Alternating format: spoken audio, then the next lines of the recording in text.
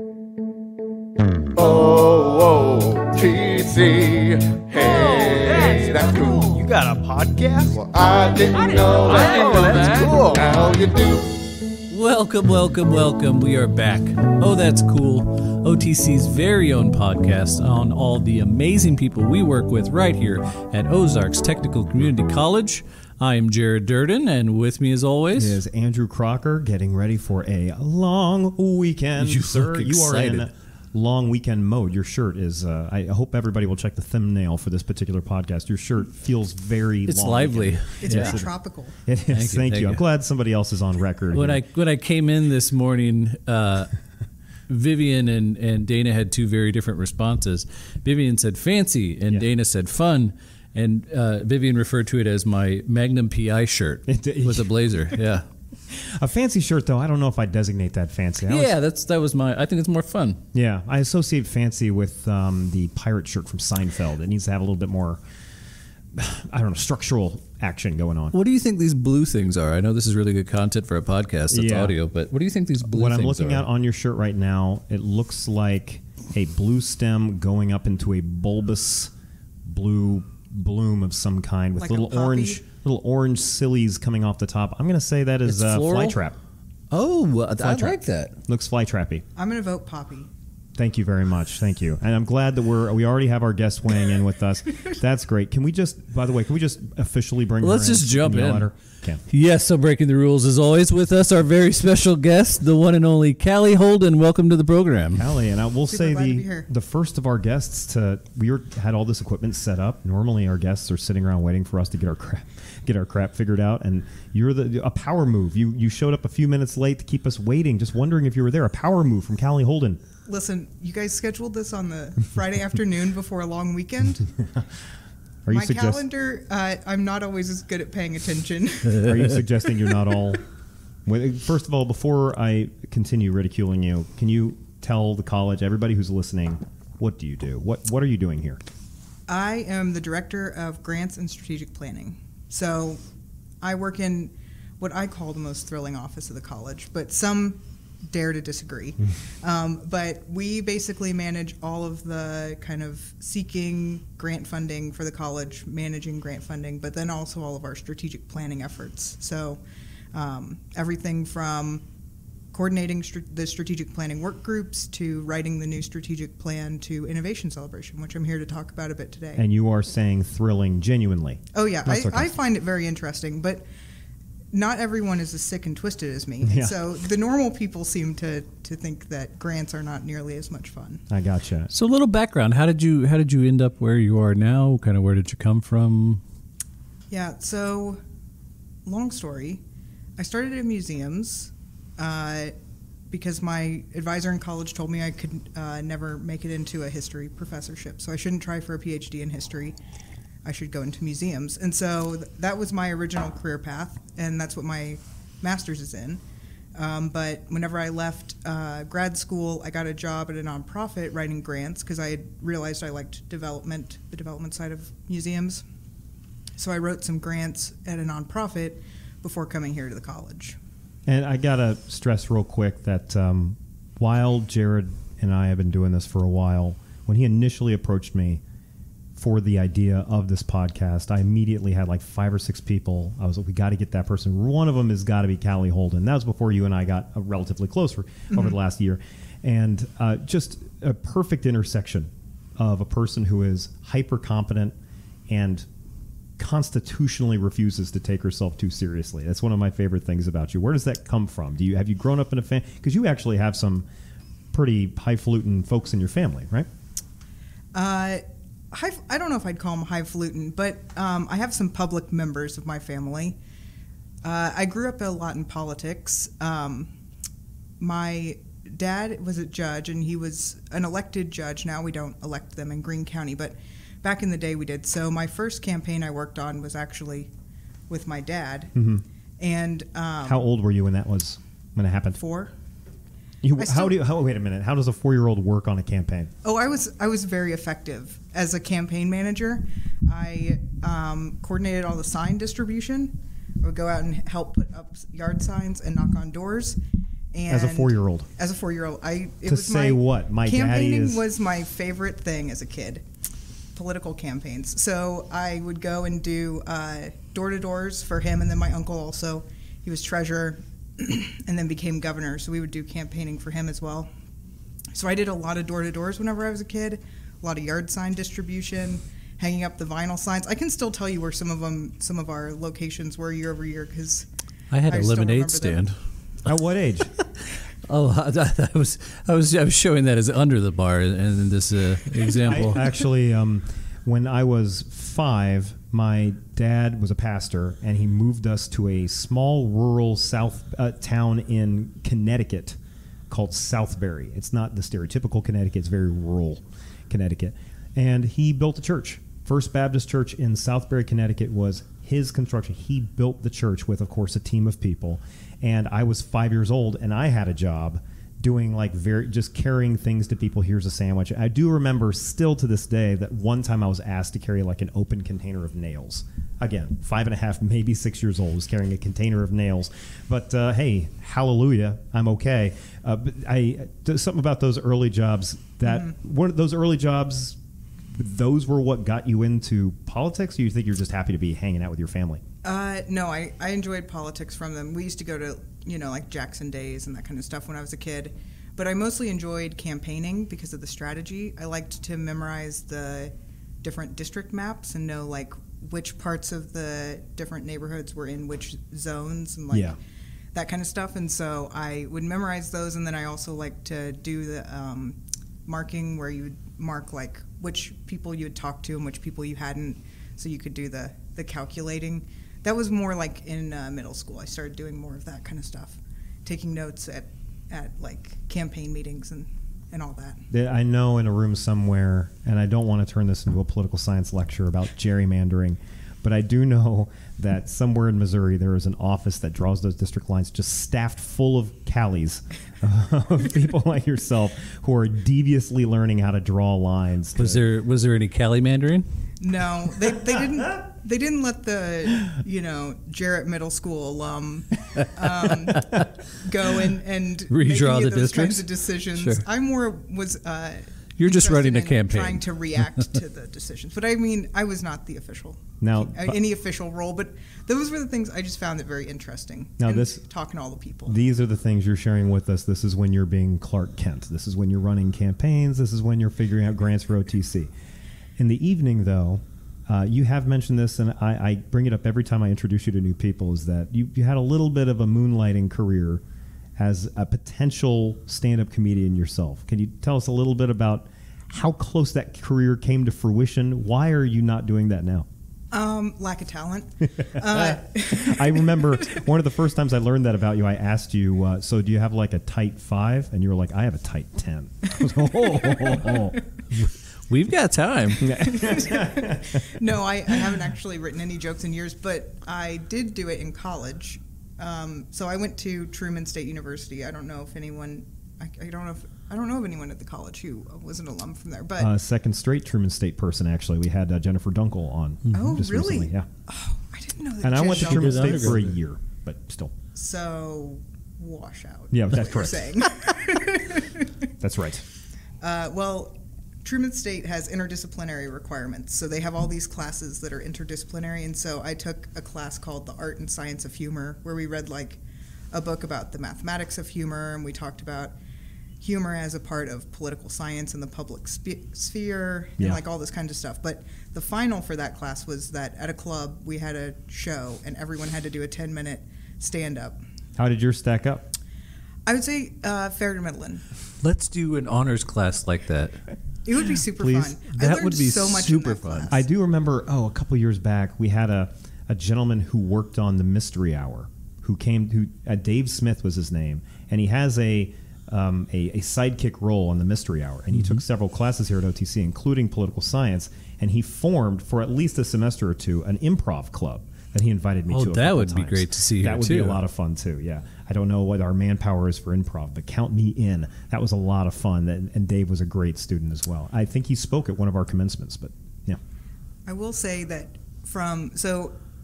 I I've done a lot of really kind of random things. I probably about the same amount of random things I think anyone has done, but they all kind of like have different takeaways.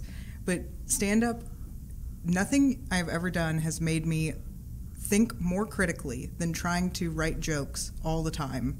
Whenever I was I was in the stand-up club, the Up Chuckles still exists. I was a founding member. My class from that interdisciplinary requirement, we started a stand-up club at Truman. Oh my and because we wanted to keep doing it. It was a lot of fun. But over about 2 years, I was pretty much trying to write jokes constantly.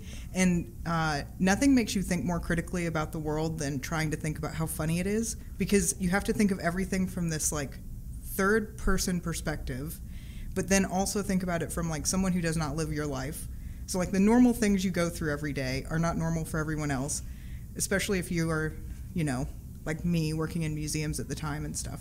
And so trying to think about what was funny in the world and turn it into something to laugh about, as opposed to just like, another thing of homework, or, this is something I was doing at my job. I have never done any stand-up in my life. Jared has, but maybe Jared can speak to this. But I will say that I don't think I am considered, if you just meet me, a particularly humorous person.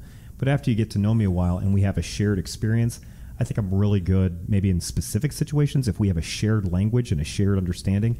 That doesn't happen in stand-up. As you're describing, you have to craft every joke as if you're somebody just listening from who knows what part of society, and they don't have that shared understanding, that shared experience. Jared, are you I think picking that's up part of some- the craft, though, because the real greats will put you in that context, right? No matter where you're from, they can get you to that place where it is a shared experience now that you can laugh at or identify, regardless of who we are, the shared experiences we have. And those are the really great ones. This is all a way of saying that if you filled a comedy club full of political science community college instructors, you got a shot. I would kill. You got a shot. That's where I eat, right? But That's that right. broad life experience stuff. What was your comedy like? Slice of life stuff, or like absolutely off the wall Harland Williams type stuff? What would you? No, never quite that talented. Cutting social commentary. It was more like, this is not going to be the right descriptor either, but like nerd comedy. Yeah, sure. So like, You were ahead of your time. I would joke at the That's time only- I was an anthropology minor, which a lot of people also think is kind of a useless degree, but I learned a lot about people, and like you can joke about some of the weird cultural differences between different groups of people. Part of the craft too is just the words you pick, and like anthropology is a funny word. Yeah. So it's playing with that idea too. There's stuff that even if we don't understand it, we just hear it and it's funny.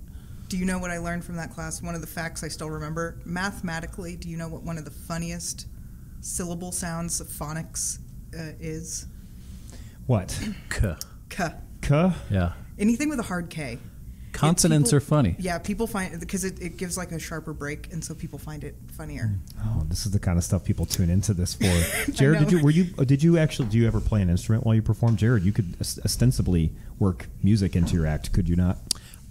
So I was originally, previous to my career as a physicist, a musical theater major is how I started my whole college experience. So I went to SMS in 97. I actually got a scholarship to do musical theater.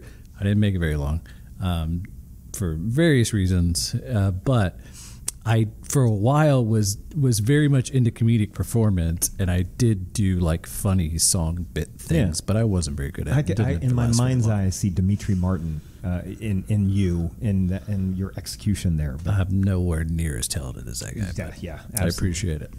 And speaking of comedy, speaking of actually stepping a little outside the office, we are recording this before our Tuesday. What are we going to call this? Bacon breakfast? Bacon breakfast, where the college gets together. And Calie, not only is you are in the administrative office. Am I saying that right? I'm technically in the advancement office. Gotcha. So the advancement office, not only you guys going to, because every department gets the opportunity to like socialize and do something, little team building exercise. And you are saying that your organization or your department is actually going to be doing an Olympics. We are. So the OTC Olympics. The grants team and the rooted team, which both report to Abby Benz, we are doing the OTC Olympics, which is going to be a hotly contested event. And there are 4 events. It's more like the Science Olympiad than it is an actual physical competition. Oh, you're talking to a decorated Science Olympiadite. Yeah. There is the classic egg drop. There is the trivia. We have 2 rounds of trivia, and they are very difficult. I wrote them myself. We have Name That Tune, as curated by Dr. Abby Benz herself. And then we have, to wrap it all up, a water balloon toss. We need a little physical hand-eye coordination, to say that someone was a true Olympian. But there's still some science there. And this was all made possible by the Dollar Tree and creative minds. Good. We're still, Calie, we are still hunting for our first endorsement deal. So Dollar Tree, I don't see why not. There's no reason why Dollar Tree couldn't. It's a great value. Sure Just is. like you guys. I'm hearing about all these, and so I've also heard rumors that there's bowling taking place in some departments. There are. I've heard a few offices are doing bowling. I believe all of administrative services, so custodial and maintenance and grounds and the project management team kind of folks. Gen Ed, we need to step it up. Yes, we do. Let's have some fun on Tuesdays. Bowling sounds like a great time. I want to get back to. It's been a while. I want to get back to axe throwing. We need more axe throwing. So I have a plug for axe throwing actually. Okay.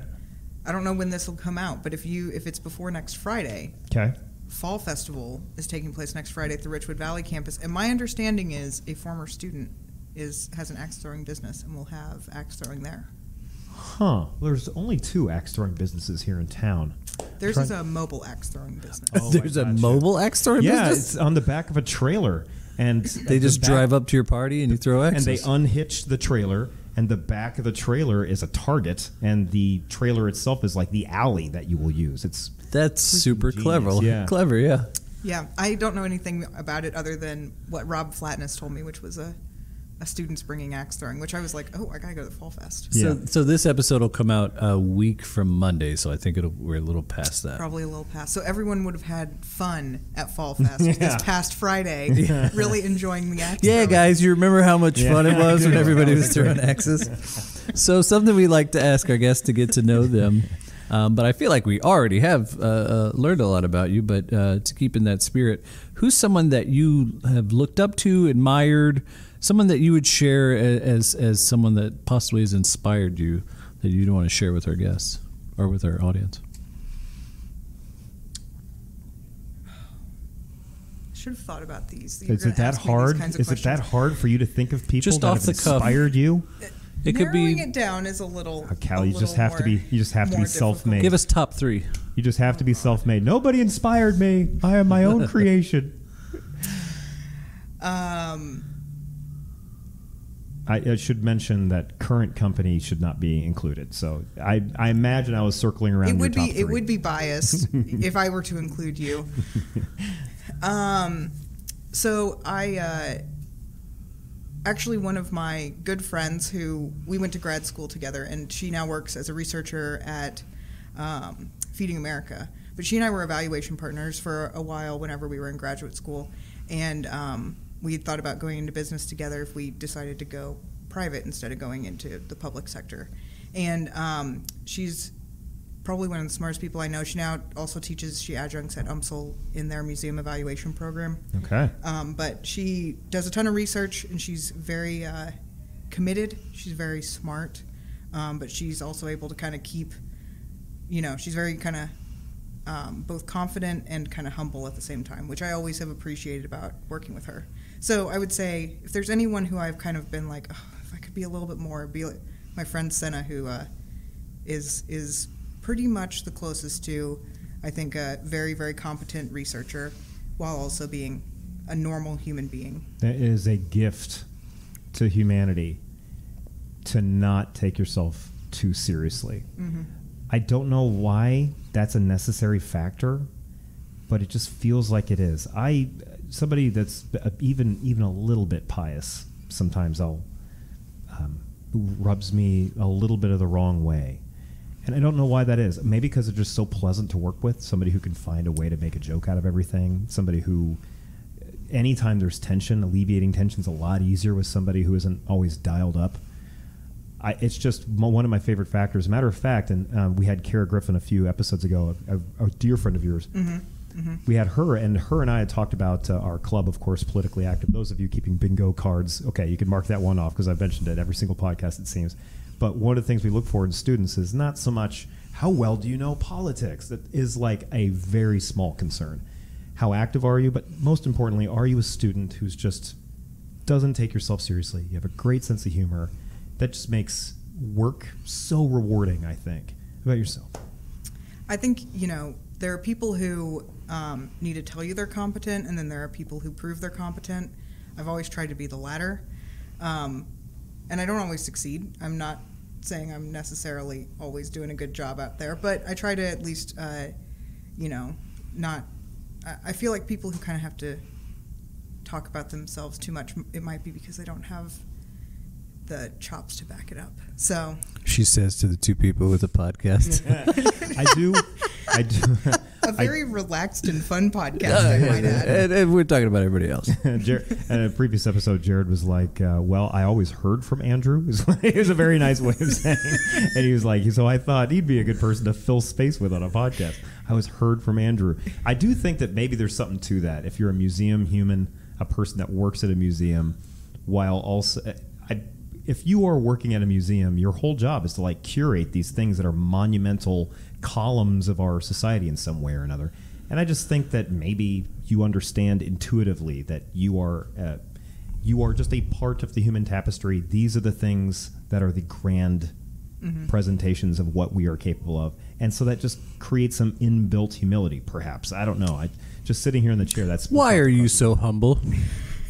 Are you the most humble person? Are you the most humble person ever? Humble person, definitely the most. No, I'm kidding. Yeah. But no, I think so. Museums are very interesting. I don't know if either of you have ever worked in a museum before, but adjacent, yeah, they're interesting because they're all about stewardship. So they're about literally the mission is to preserve something for the rest of eternity. You're trying to keep it in stasis, and so. The goal is that it outlives many, many, many people's lifetimes. And so you are a very small part of a very big picture if you work in museums. A big picture that is not just, okay, I am a cog in a museum machine, but the museum is serving a bigger picture than that, right? I mean, there's a reason why these things are in a museum. One of my favorite things I have done in San Diego, great town to visit, but that is a museum atropolis. Like there's an area where there's 20 museums all about something different. Golden Hill by the zoo and all that stuff too. It's and a lot of it's like open air stuff too, which is really but cool. A lot of it's like a car museum.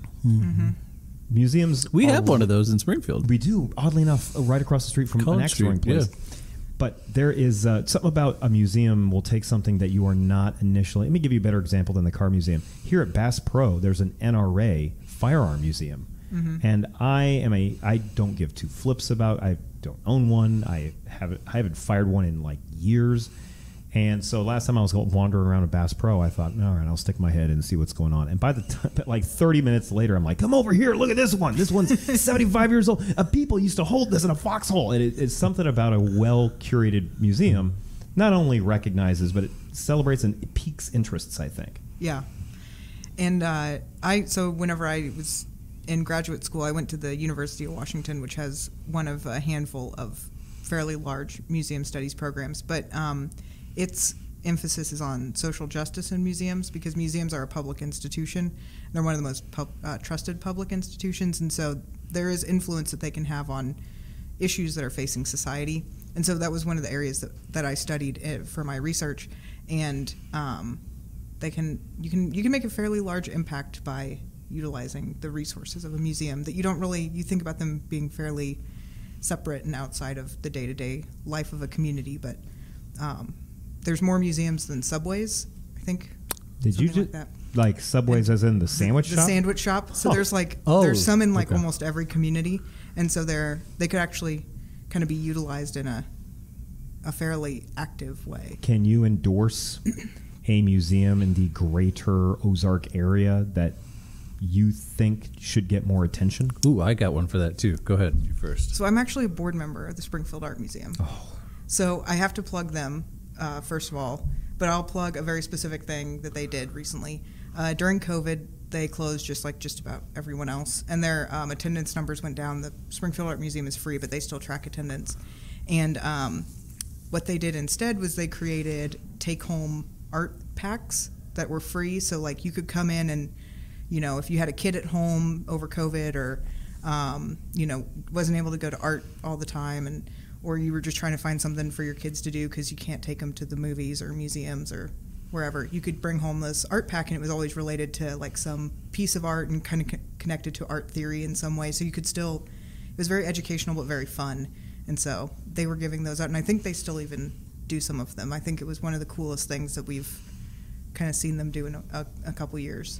What came to the top of your mind? Natural History Museum, which is down south of town. It's fantastic. They do a 5K raptor run every year too, where the medals are these carved wooden raptor claws. And so last year I got gold finally, but in my age group. And Carly though has medaled like 3 or 4 years in a row. But anyways, if you come out to the Natural History Museum out there, it's what's it called? Smallmouth bears. People do not understand. We have a natural history museum. It's very unheralded when you drive by. It does not kind of look like that there are millions-year-old fossils. And it's fantastic. And it's the reason it started there is there's a constantly going excavation there because of this species of bear in this region, and they have some of the best samples of that. I'm glad you mentioned it. There's also they're looking for internships and volunteers right now. So if you have students that are interested, you can find information at the Natural History Museum website. What a great recommendation! Yeah. So one other thing I wanted to talk about, a little trivia for everybody. You have a trivia team. Tell us a little bit about your is it a hobby or is it a passion? Well, I would first of all say I don't have a trivia team. I'm a member of a trivia team. You're a member of a trivia team. It's really, I would say, probably Kara Griffin's team more than mine. She's the is that glue classic that holds museum it together. humility? She's the glue?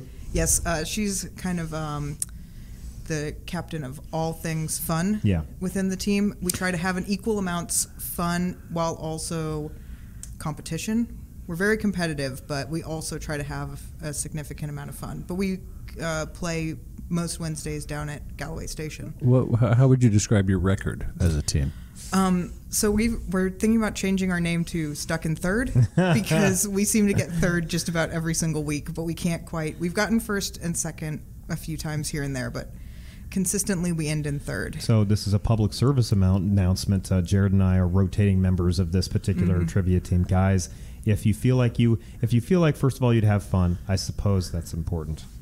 But most importantly, if you feel like you're really good at trivia, please contact Calie Holden or somebody else on the team and get yourself on the team. Get them over the hump. Get them to first place. And what is your current team name? Full Frontal Nerdity. I don't know if you can include that in we'll have to edit that out. That's not fantastic name. And I want to say too, I didn't maybe notice this at first, but Kara Griffin is a really good inviter. Mm-hmm. You know what I mean? Super invite, yeah. Because anytime she's asked me to try something out, I always have, and I don't even realize it until I'm there, and I'm like, that's a good inviter. Yeah. She has like social graces that I do not possess. The ability to kind of keep people engaged and bring them together in a way that I'm generally comfortable. I have thought about this myself, Calie. Tell me if this is true for yourself, because I think that I have a number of people that would call me a friend, but I have pockets. Mm-hmm. I have like my brewery friends, and I have my soccer friends, and I have my PLS friends, and for some reason, people like her have the ability to marry them, to merge them. The idea of them, they all have to exist in their own fiefdoms for me. I just don't. How about yourself? I'm the same. Yeah, I have friends and. Wait a minute. What? Now that you know, what bucket am I in? What bucket did you put me in? With me. Okay. You and I are very much the same. I do not have Kara Griffin's social skills of being able to bridge across social groups. They all exist very well within their own spheres, but not as a collective. I think he meant which friend bucket is he in your bucket? Which friend bucket are you putting me in? Is there an OTC got group? A name. It's It's a power quad, which which is quad, yes. what I call the secret local political influencers of Springfield, Missouri. I am not actually qualified to be a part of this group, but I am glad to have been invited, and I enjoy. Well, we do getting to kind of witness the magic. We get it. You're humble, okay? We get it. We get it. Well, I mean, like you guys work in politics and study politics, and I guess I do study federal appropriations, but it's just not the same. You, me, Kara, and former politically active President Garrett Moeller, who now works on campaigns and is going to be all of our bosses here in a few years. Oh, definitely. Wonderful man, but one of my favorite people. If Jared had asked me that question, probably one of the most inspiring people I know is that former student is Garrett, because people, you get to see them when they're younger. And this is more of a comment for Jared perhaps, but you get to see these people when they're younger and you see their potential, and you never know the twists and turns that their life will take on. But he's just one of these people that I had met within like a week of the semester. I was like, this guy's a rocket ship, and he's just a pure nonstop pump of sunshine and competency and just a great sense of humor, kind man. And we're just lucky to have people like that. And I'm lucky that we get to interact with him on a regular basis. But I'm honored to be in your quad. I really don't know. I just have work friends. You guys are like work friends. And for some reason, I don't merge you in with like other friends I have, because I'm just like, well, that's not going to work. Because like Callie's going to be one of my soccer friends, and like everything's going to blow up. I don't know what I'm afraid of happening. The multiverse of madness or something. Have you ever been anyone's soccer friend, Calie? So whenever I was a kid, I played a lot of sports, and the one I quit the first was soccer. Yeah. Though now it's one I enjoy watching more than most of the other sports. You have that in common with both of my kids, listen, kids should be able to choose whatever paths in life they want to go down. I understand that. But it would have been so great if either of them had taken to soccer. But I will just say there is nothing more infuriating than bringing your kid to a soccer game and watching them stand on the field while all the other kids running around. I don't know why that ignites. I get angrier about that than I do at like documentaries of like some of the most horrible. The Jeffrey Dahmer documentary. I watched the Jeffrey Dahmer documentary, and it doesn't inspire in me the rage of watching perfectly nice little girls who will not run. How do you bring those two worlds together in an analogy? I think we might want to bring on someone from our psychology department. No, right? Maybe we should have. So, this is the question where, again, I think Andrew has two buckets actually of work friends, and let's see which one you'll fall in here. That's right. Gumby versus Mr. Ed, battle to the death. Who wins and why? Oh gosh, I think Gumby. 1, because he's more fun. 2, because he's more flexible. Well, okay. I don't think. I'm sorry. I have a lot at stake in the Gumby side of this debate, so I don't want you to besmirch my side of the argument with stuff like he's fun. I need you to stick to brass tacks here. He is more flexible, no doubt about that. You can't berate people now even when they agree. I'm sorry, with you. but I don't want. What's going to happen is some future guest. I can just feel it in my bones. Some future guest is going to say, "Well, I mean, what's fun? I don't understand why they say it's more fun would matter." And yeah, I'm going to take the side of the future complainer. Just like being competent is more fun if you're humble. Yeah. Winning a battle to the death between Gumby and Mr. Ed is more fun if you're fun. That's true, but it doesn't help him. Okay? It doesn't help him that he is fun and entertaining. And by the way, that's debatable because Mr. Ed is pretty awesome. But Win has a positive attitude never helped someone. Mr. Ed, I don't know. Would you say Mr. Ed's a pessimist? Falling off of a cliff? running for president? Does that imply that it's more fun if you're not humble, if you're incompetent? Oh, we're getting too deep here. Yeah. I think we're. You now see how your getting logic to the point eats where itself. I really put together a deeply strategic approach to the Gumby v. Mr. Ed battle. Yeah. All I can say is that while Gumby's attitude helps, I do think that the Achilles heel here. Does Gumby have an Achilles heel? I don't think so. That's the flexibility part. So maybe his advantage is he has no Achilles heel. Mr. Ed has 4. Just FYI. But aside from that, I just think that the Achilles heel of Gumby is that I don't think he's probably very intelligent. Every time I watch him, he seems to have the intelligence of a 5 or 6 year old. He's not. That probably will hurt him in the end, but there have been, I feel like, many accomplished fighters who are more brawn. Yeah, what was the guy's name? Mayweather, who was Duke Mayweather, whoever it was, who was an incredible boxer. Not that even that long ago, just a few years ago, but he was functionally illiterate. So, I mean, that the intelligence matter shouldn't matter as much as it does. But I'm just get worried that Mr. Ed will out-strategize him.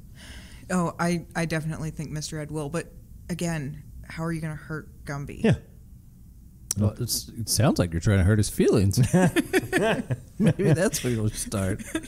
So we need a call to action here. I had an idea. If we can get some help from our artist friends or graphic artist friends, I want to make a Gumby versus Mr. Ed, Oh That's Cool podcast T-shirt. Because I want to work with Vicki McDonald on raising some funds because we're starting up a podcast club. At the picnic, we had a ton of students sign up. They're really interested in it, but we will need some funding. So I think that might be my first way to try to raise some funds. If you'd be interested in an OTC, Oh That's Cool podcast T-shirt, it would go to support students. So keep an eye out for that.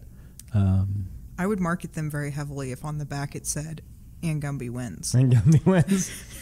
I would order a box. But how many would we lose? Maybe we just make both.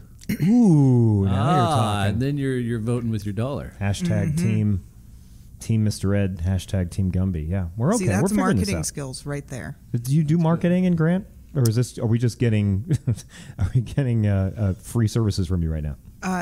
Well, in grants, people think grants are like some sort of mystical art. You know, there's some sort of like magic that we do behind the scenes. We follow instructions to fill out government paperwork, and we write persuasively. So there's this game in my family. We like to play this game called Snake Oil. Have you guys ever played this game? No. Not named Snake Oil. I have unfortunately been in a job where I had to sell snake oil, but no. Well, if you've been in a job where you sell it, you would be very good at the game. Okay. Essentially, you're given a product and a target audience, and you have to sell your product better than the other people. You have about 30 seconds to give your sales pitch. That's fun. Yeah, sure. So in my family, we very much enjoy this game, and we compete heavily. And I almost always win because all we do all day long is write persuasively in our office.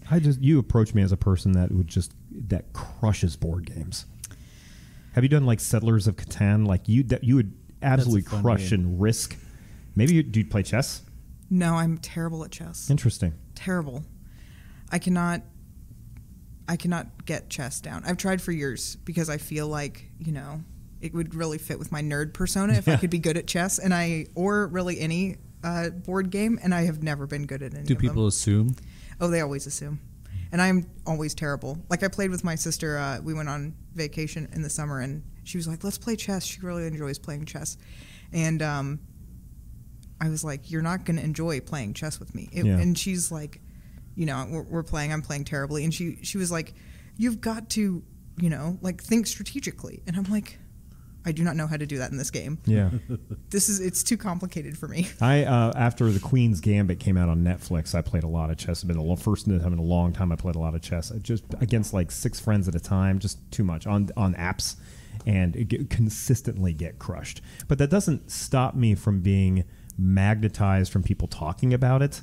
I love following the conversations around chess because right now there's a huge. Do you follow any chess at all, Jared? Anybody who might be listening? I know the controversy that you're over cheating and like technology aiding people in making choices. There's a grandmaster who's run the planet for a while, is Norwegian, named Magnus Carlsen, who has been protesting cheating for a while. Protested one guy in particular.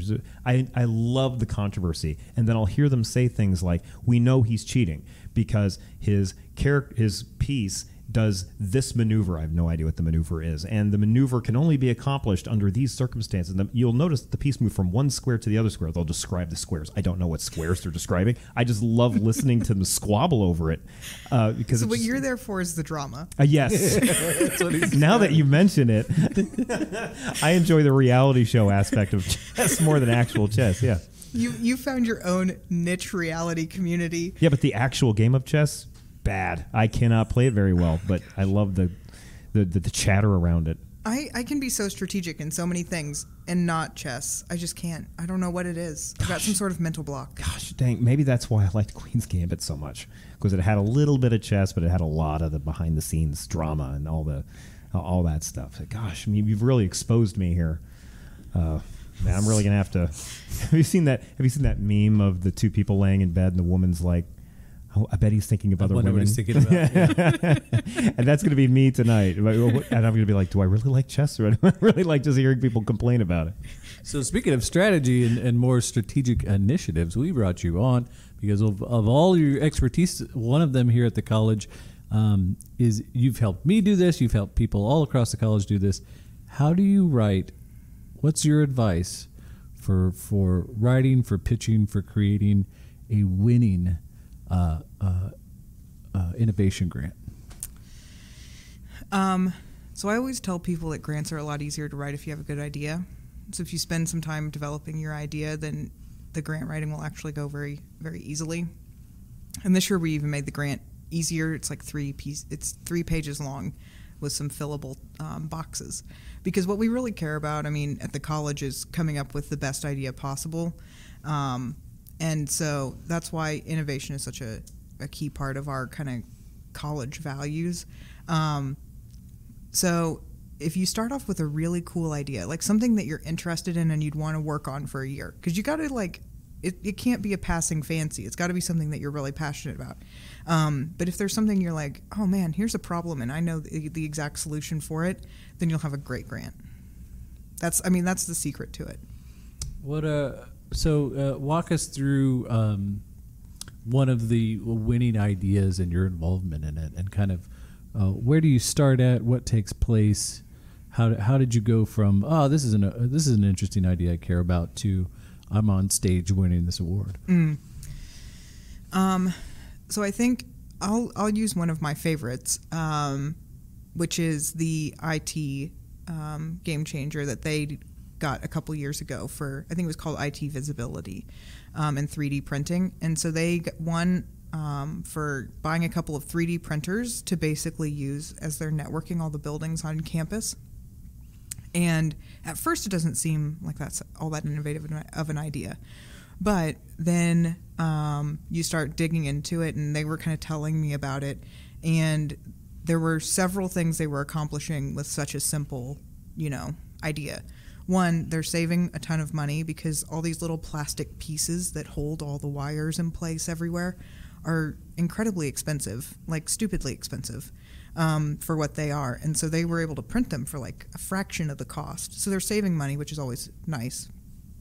But they're able to show, what I think is even better is there's a learning outcome for students. They're able to work with networking students and their work study students to develop the product, print it, and put it into use, and show how practical 3D printing can be. It's not just a fun thing where you can like print a toy.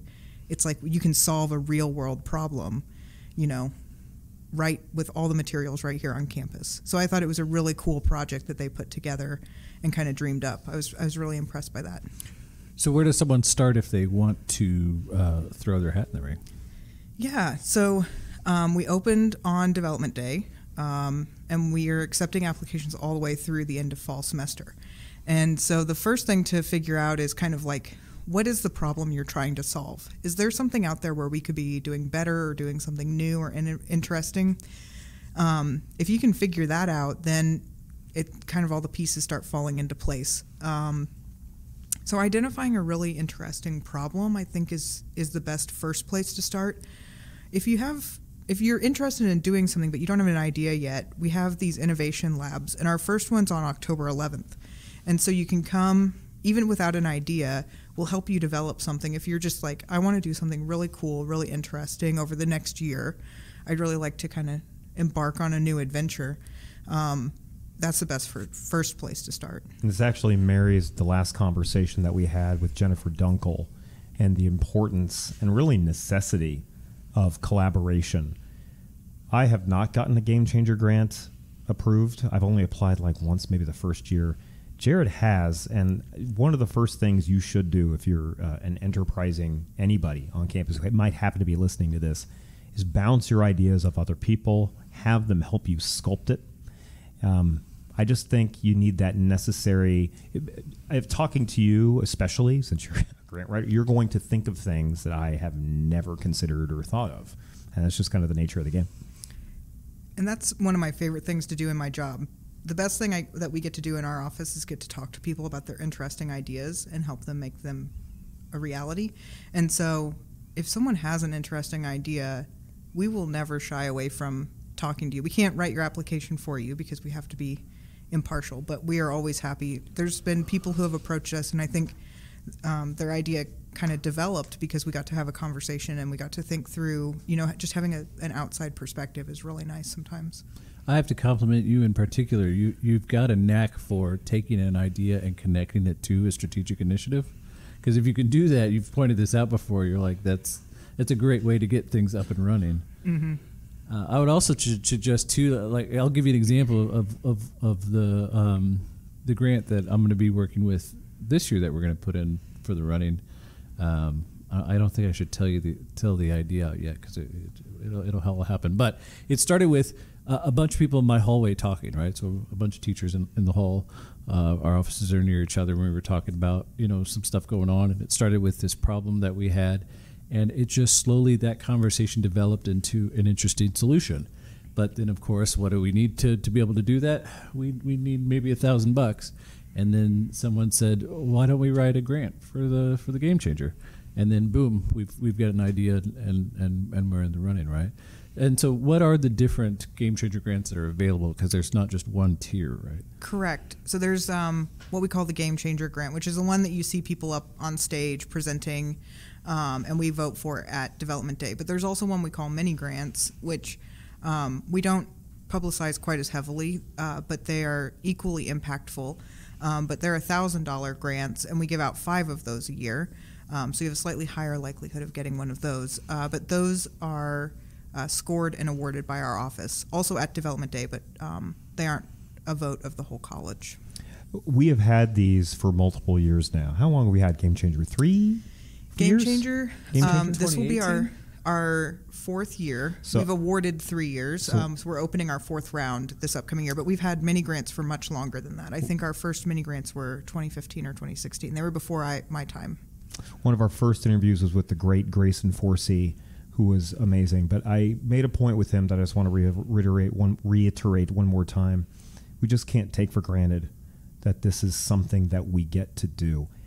I don't know Calie, are you aware of other educational institutions that do stuff like this? Give instructors, staff members, custodians, if need be, opportunities to think of ways to improve work life for themselves and, very importantly, the students, and throw it in front of the college and say, do you have the funding for it? There are institutions that do it, but I don't know of any of them that do it like we do. I think it really speaks to kind of OTC's commitment to thinking outside the box, that not only will we give these kinds of grants, and this really was a brainchild of Dr. Higdon himself. This was something that he saw as a real opportunity to get good ideas from all throughout the institution, and not just wait for ideas to kind of trickle up, but really give an avenue for ideas to kind of take hold anywhere in the institution where they needed to. And I think there's not very many institutions that are willing to put that kind of investment, into anyone in the college with a good idea, no matter, where you're at, what division you work in, what your title is. And so I think I look around at other institutions, both 4 years and 2 years, and I think, man, we are really lucky to be at OTC because we get to do some cool stuff here. Yeah, and I think it speaks to, it's very natural, especially with a bureaucracy as vast and multi-departmental as OTC, to make sure things stay on the rails, very top-down structure. This is just, I'm not familiar with any job I have ever worked that handles decentralized ideas this way. If you have a good one, it doesn't need to come from the presidential suite. Now, I have yet to have one, but Jared's had multiple, and you don't need their buy-in. If you can sculpt it with folks like yourself, you can put it in front of the faculty, they'll approve it, and then when they're able to, the college will get on it. It's lapping the field. And it's one of the reasons why there needs to be added emphasis on community colleges in general in society, because this is just such an ingenious idea that these brick and mortar, centuries old institutions, they can't wrap their institutional heads around. Community colleges, we're lucky. I think, we often see ourselves as kind of the underdog in the fight, but we actually are in a really advantageous position because of how flexible we are and because of kind of how diverse our student groups are. So we really get to work in a lot of different spaces where maybe, in a 4-year institution, 18-year-olds, they come, they live on your campus for 4 years, and you teach them, whatever subject they're interested in studying. We're serving students that are so diverse, everyone from that same 18-year-old who's kind of getting a head start here to, a mom who's coming back to school after she's raised her kids, to someone who started in one career and has decided to make a change into another. I mean, we're serving students that are kind of so different, and we're teaching them such different things. If you look at the diversity between health sciences, tech ed, gen ed, our short-term training, I mean, we get to kind of dabble in so many different parts of education and really thinking about how to serve so many different kinds of students. We get to kind of work in the most innovative part of higher education, in my opinion, because we don't come in and we don't serve 18-year-olds who live on campus every day. We're really kind of reaching beyond that and thinking outside the box. Including that 18-year-old's parents. Exactly. I like that. Say that again. We're in a very innovative. How did you say it? Say that again. I want that sentence. That was a great one. Lean into the microphone and say it again, The please. college itself you described as an innovative practice. Yeah, I think community colleges, we are at a unique advantage when it comes to innovation. And we've always had to innovate. I mean, community colleges, about every 10 or 15 years, our mission changes. Yeah. If you go look at the history of community colleges, we've never done the same thing for very long. And so we're always reinventing ourselves, and we're always thinking of something new. And so if we ever got to a place at OTC where we weren't trying to come up with what's the next best thing, we just wouldn't be, effective to serve our students. You and I are not social scientists here, but just sitting in your chair, if you had to shoot from the hip, are you suggesting the fact that we don't have live-in dorms frees us up to be more creative for necessity purposes or for whatever reason? I think I was using that maybe as an example of kind of the static nature of some 4-year institutions. And I think there are certainly very innovative 4-year institutions, but they work on a 4-year timeline, and they serve as a very similar kind of homogenous group of students, where ours are just so much more diverse. We're really serving students that are coming for a number of different reasons, and they, come from a number of different walks of life. And so we have to think about how to serve each student uniquely as opposed to a student body as a whole. And I think that's where we get to really innovate whenever it comes to the end of the day. We're not trying to think about how to serve all OTC students with the same solution. We're trying to think about how to uniquely serve different students within different programs or with, different barriers or opportunities that they have when it comes to education. We're trying to think creatively in a lot of different ways as opposed to kind of everyone in kind of the same bucket. Yeah, you're comparing us to an institution where this is going to sound weird, they're institutionalists. I can't even say it now. How institutional they are is really about how well they survive, right? You're looking at, you're talking about places where they have this history and they've always done it that way, and that's what people want. They're coming there because they know what they're going to get. It's always been done that way. Where we're in a place where our ability to evolve is crucial, right? If we go back to our mission statement, we're about, serving the public and wanting to be able to be whatever is necessary to help our population thrive. And that's going to take us changing and working with that population as they do. Well said, sir. Well said. I think that's spot Except on. for the tripping over the... let me try it one more time to say it. The institutionalist-ishness. Yeah, okay, right. Well, you get what I mean. You almost stuck the landing there, almost. Close. Very well said. I'll also say, kind of thinking about outside of just innovation celebration, but the rest of strategic planning, which is what I spend a lot of my time when I'm not writing grants, I'm working on strategic planning. And that piece is all about thinking about innovative solutions to problems.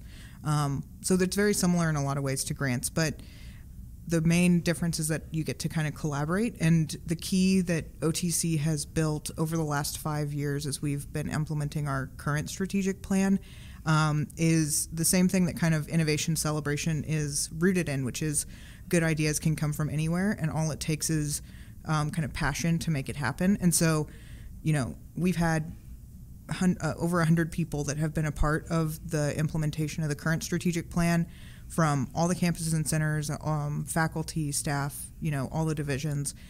And they're working together in groups where maybe there would be no occasion for these two people to be working together for any other work-related purpose other than trying to achieve the strategic goal. And they've come up with some incredibly interesting ideas that no one would have come up with if it were just, me and my folks in my office just sitting around trying to think of stuff. The fact that we're all able to work together and kind of collaborate has really, I think, helped the institution be innovative for years, and I think it's what's going to help us continue to be innovative as we, embark on our next strategic plan, and we have to be creative. So you're the first in kind of align our theme for the next few podcasts. It's going to be hyping up and getting ready people and informing people about the Innovation Celebration. We're going to have Sarah Bargo on. We're going to have some other innovation grant winners. Namely, I'm going to ask Jordan Schreiber and Phil Forrester, who have both won grants. Not only won grants, but both some really cool projects, I think, that I'd like people to know more about. Yes. Is there any other winner that you would think would be really good to have on that's done something really cool, or you would just be interested to hear from?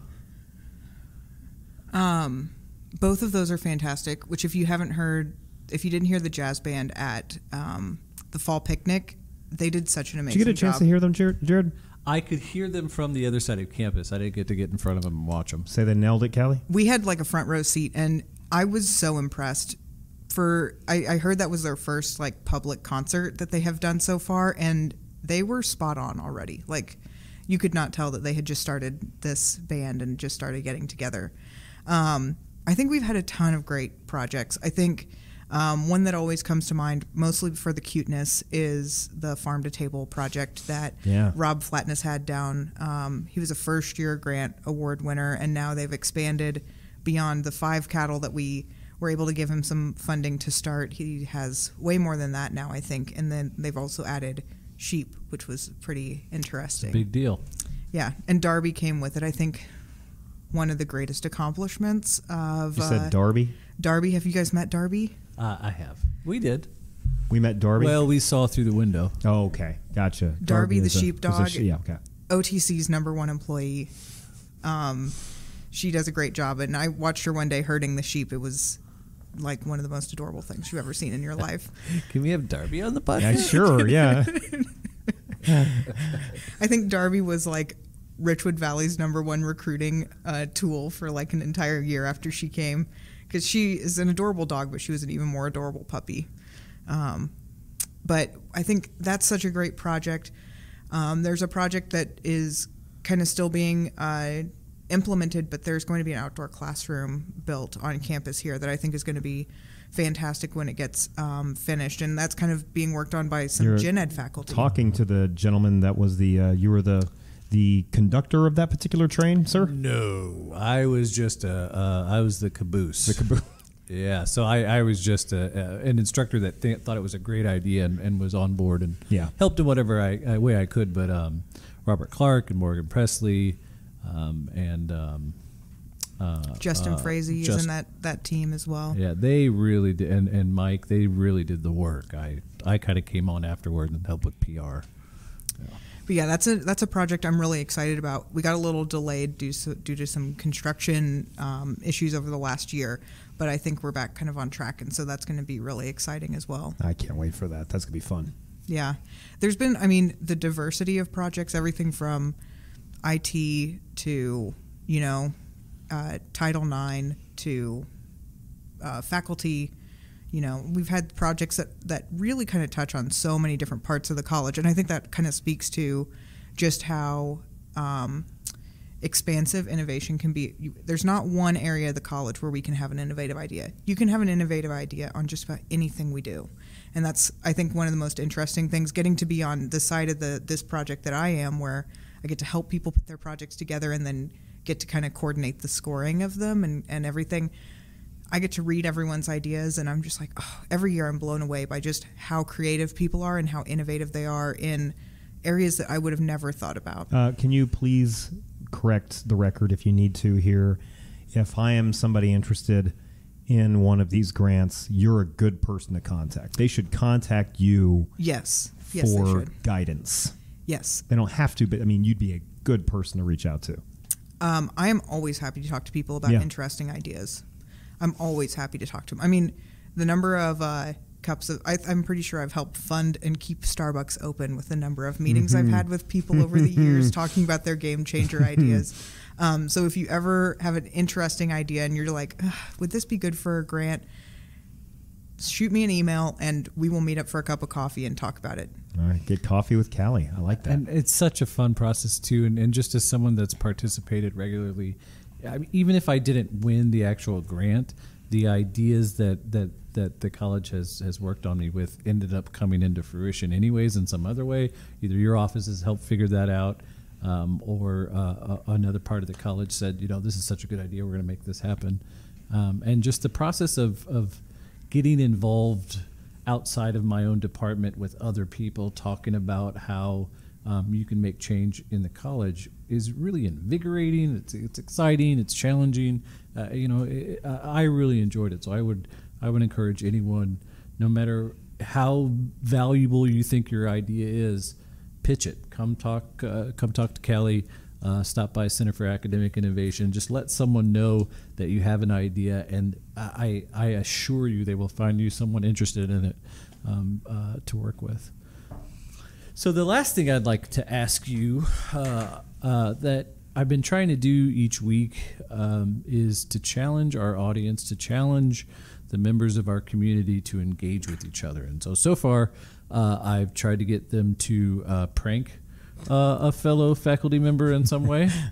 I've asked them to invite someone to lunch that they don't know or several people they don't know and eat here on campus. What did we do last week?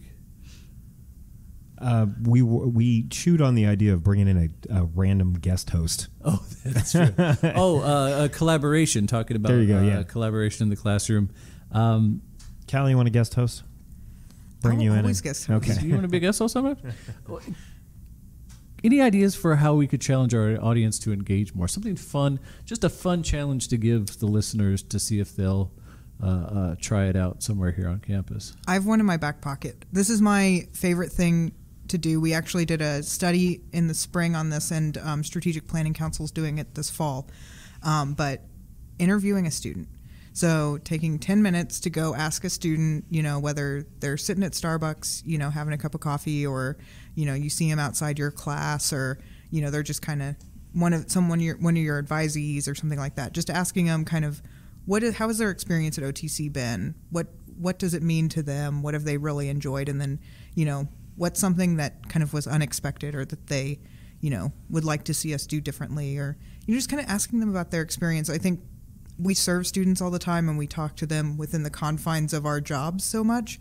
We don't think about the fact that, sometimes they have really good ideas. And so I always enjoy when I get an opportunity to go have 10 minutes and chat with a student just kind of about their experience here at the college. What's that like? Oh my gosh, we had a great idea.